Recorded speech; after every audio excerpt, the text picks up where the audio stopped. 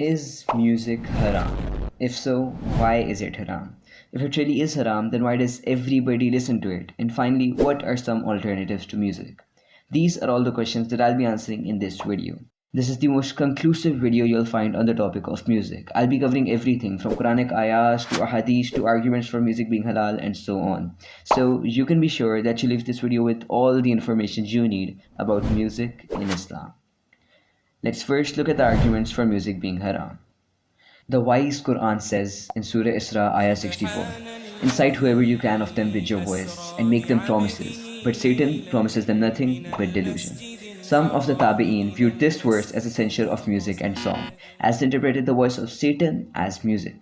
This interpretation does hold a lot of weight, as it was the view of both Ibn Abbas and Mujahid. Now, some might ask, why should we care about the interpretations of the Sahaba? Well, the Holy Prophet said, I order you to stick to my companions, then those who come after them, and then those who come after them. Therefore, when scholars and jurists from the first three generations of Islam say something, their teachings and interpretations must be given immense value.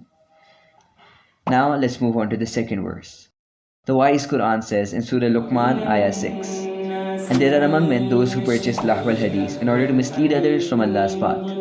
For such, there will be a humiliating punishment. Abdullah ibn Masood, one of the closest companions of the Holy Prophet, swore by Allah 3 times that lahwal hadith refers to music. Hence, many view this as the prohibition of music in Islam. But why should you care about Abdullah ibn Masood? Well, maybe because he was one of the closest companions of the Holy Prophet, and the Holy Prophet even said about him, he who wants the Quran should take it from Abdullah. Hence, his interpretations hold a lot of weight. Then there's Surah Al-Furqan, Ayah 72, and Surah An-Najm, Ayah 61, which many use as arguments for music being haram.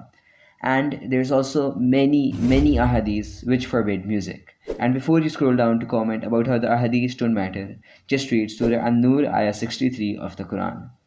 Now, let's look at the evidence from the ahadiths.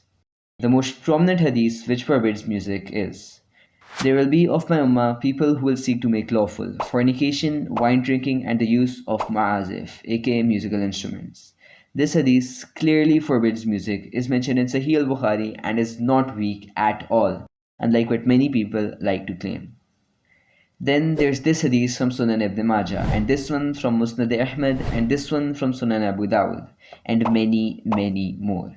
The point being, music is definitely haram according to the Quran and Sunnah.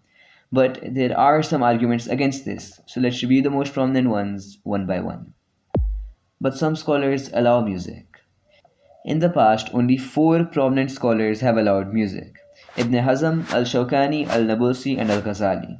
It must be noted that none of these scholars lived in the first 2 centuries of Islam, and it must also be noted that according to all the companions of the Prophet, all early scholars of Islam, all 4 Sunni Imams, and also mainstream Shia Islam, singing accompanied by music is considered haram. The Quran only forbids evil music, so what about innocent or motivational music?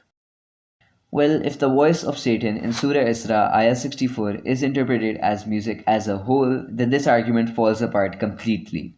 Moreover, the ahadith forbid all kinds of music, and again, you cannot just reject ahadith as I've already explained above. But there's also some ahadith which allow music.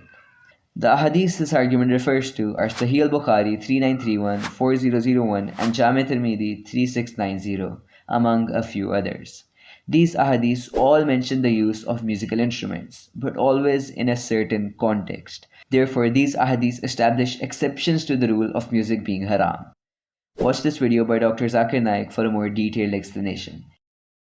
These were all the arguments for and against music in Islam, and after going through them all, we can conclude that music is definitely prohibited. So now the question becomes, how do you quit? As an ex-rap addict, I'm the best person to answer this. Step 1. Sincerely utter the words, I am about to quit music for the rest of my life. Step 2. Make a list of the main activities you do while listening to music. For example, I used to listen to music while working out, studying, running, etc. Step 3. Start listening to vocal-only songs while doing the first 3 activities in your list, and stop listening to music overall during every other activity. This will prevent you from becoming addicted. Step 4. Repeat for the rest of your life. P.S. I've linked a vocals only playlist you can listen to in the description. Assalamu alaikum and Allah Hafiz.